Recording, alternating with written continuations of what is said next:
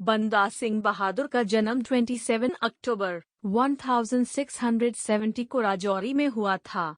बहुत कम उम्र में वो घर छोड़कर बैरागी हो गए और उन्हें माधोदास बैरागी के नाम से जाना जाने लगा। वो अपने घर से निकल गए और देश भ्रमण करते हुए महाराष्ट्र में नांदेड़ पहुंचे, जहां 1708 में उनकी मुलाकात सिखों के 10वें गुरु गुरु गोबिंद सिंह से हुई।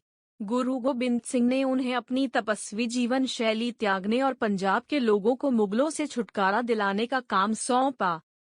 जैस गरेवाल अपनी किताब सिक्स ऑफ पंजाब में लिखते हैं, गुरु ने बंदा सिंह को एक तलवार, 5 तीर और 3 साथी दिए। साथ ही उन्होंने एक फरमान भी दिया जिसमें कहा गया था कि वो पंजाब में मुगलों के खिलाफ सिखों का नेतृत्व करें।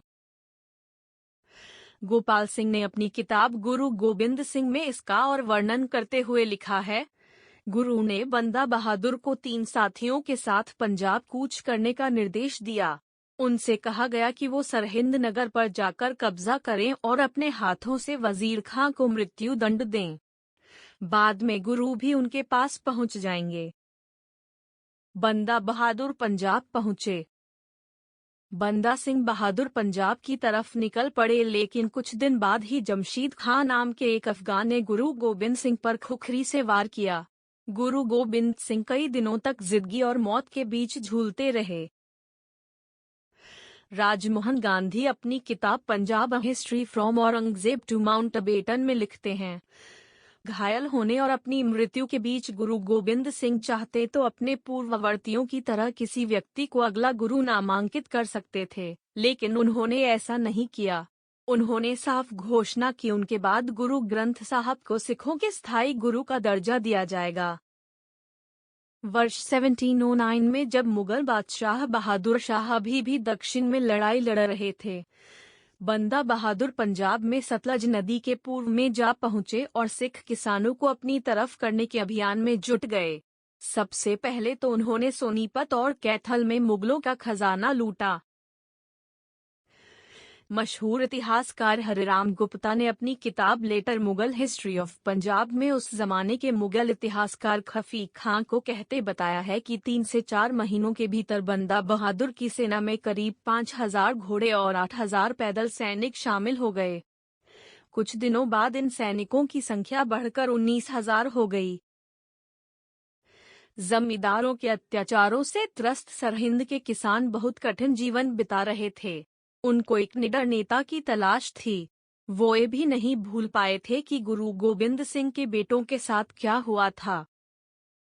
उस इलाके के सिखों ने बंदा को घोड़े और धन उपलब्ध कराया। कई सालों से मनसबदारों ने अपने सैनिकों के वेतन नहीं दिए थे, इसलिए वो लोग भी जीवन यापन की तलाश में थे, जिसने उन्हें बंदा बहादुर के साथ आने के लिए प्रेरित किया।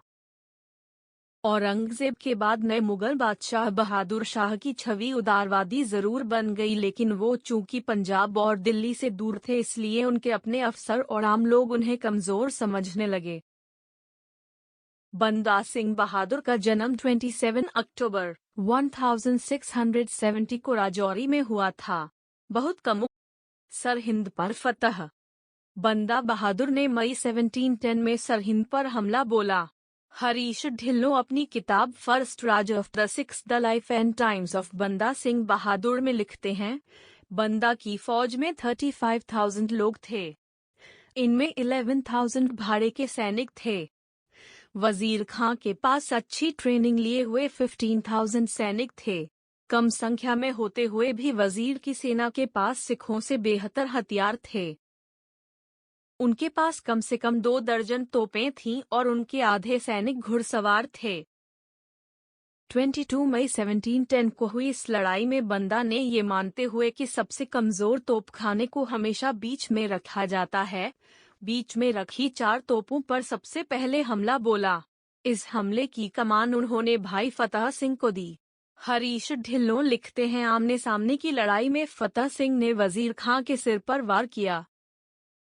जैसे ही सरहिंद के सैनिकों ने अपने सेनापति का सिर कटकर जमीन पर गिरते देखा, उनका मनोबल गिर गया और वो मैदान छोड़कर भाग खड़े हुए। इस लड़ाई में बंदा बहादुर की जीत हुई। सरहिंद शहर को मिट्टी में मिला दिया गया।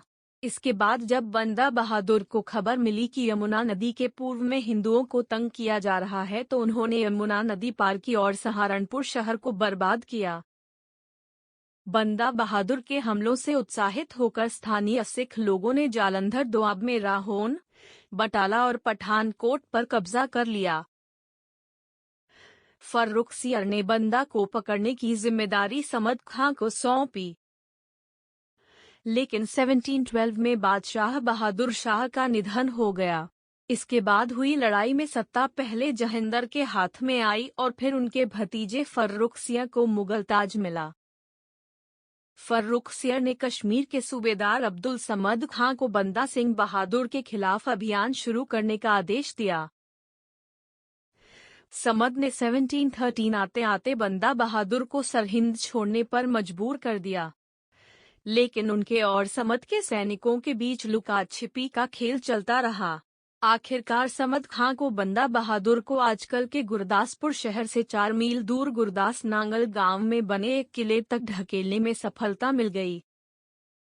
वहां किले का इतना जबरदस्त घेरा लगाया गया कि उसके अंदर अनाज का दाना तक नहीं पहुंच पाया। किले के अंदर भूखमरी फैल गई और बंदा के साथियों ने गधों और घोड़ों का मांस खाकर किसी तरह स्वयं को जीवित रखा। हरिराम हुट्टा लिखते हैं, घास, पत्तियों और मांस पर गुजारा करते हुए बंदा बहादुर ने ताकतवर मुगल सेना का 8 महीनों तक बहुत बहादुरी से सामना किया। आखिरकार दिसंबर 1715 में समद खां को बंदा बहादुर का किला भेदने में सफलता मिल गई। बंदा बहादुर को दिल्ली लाया गया। बंदा बहादुर के आत्मसमर्पण करने के बाद उनके बहुत से साथियों को गुरदास नांगल में ही मार दिया गया। दूसरे लोगों को लाहौर लौटते समय रावी के किनारे कत्ल किया गया। एसएम लतीफ ने लिखा है, सूबेदार ने विजेता की तरह लाहौर शहर में प्रवेश किया। उनके पीछे बंदा अपने सैनिकों के साथ चल रहे थे। सभी बंदियों को जंजीरों से बांधकर जेबीएसयू ब्यूरो अपनी किताब religion, civil society and the state, a study of Sikhism में लिखते हैं, एक अंग्रेज ने, जो फरवरी 1716 में दिल्ली में था, लिखा था कि उसने दिल्ली में घुसने वाले जुलूस को देखा था जिसमें करीब 744 जीवित सिख कैदी चल रहे थे। उन्हें 2-2 करके बिना काठी वाले ऊंटों पर बांधा गया था, यानी 377 ऊंटों का काफिला चल रहा था। प्रत्येक कैदी का एक हाथ गर्दन के पीछे कर लोहे की जंजीर से बांधा हुआ था। इसके अलावा उन्होंने लंबे बांसों पर मारे गए 2000 सिखों के सिर लटका रखे थे।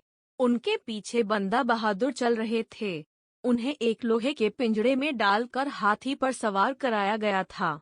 उनके दोनों पैर लोहे की सांकलों से बंधे थे। उनकी बगल में नंगी तलवारें लिए 2 मुगल सिपाही खड़े थे। कैदियों को मारने के आदेश। इन कैदियों को 1 हफ्ते कैद में रखने के बाद 5 मार्च 1716 को उनका कत्लेआम शुरू हुआ। हर सुबह कोतवाल सरबराह खां इन कैदियों से कहता, तुम्हें अपनी गलती सुधारने का आखिरी मौका दिया जा रहा है। सिख गुरुओं की शिक्षा में अपना विश्वास समाप्त करो और इस्लाम धर्म कबूल कर लो। तुम्हारी जिंदगी बख्श दी जाएगी। हरीश ढिल्लों लिखते हैं, हर सिख ने मुस्कराते हुए न में अपना सिर हिलाकर कोतवाल की पेशकश का जवाब दिया। 7 दिनों तक लगातार हुए सिख कैदियों के नरसंहार के बाद उसको कुछ दिनों के लिए रोक दिया गया। कोतवाल ने फर्रुखसियर को सलाह दी कि बंदा बहादुर को अपने फैसले पर पुनर्विचार करने के लिए कुछ समय और दिया जाए। जेल में एकांतवास में रह रहे बंदा बहादुर की कोठरी के सामने से जब भी कोतवाल सरबराह खां गुजरता, वो उन्हें अपनी माला के दाने गिनता हुआ पाता। कोतवाल ने क्रूरता की सभी हदें पार कीं।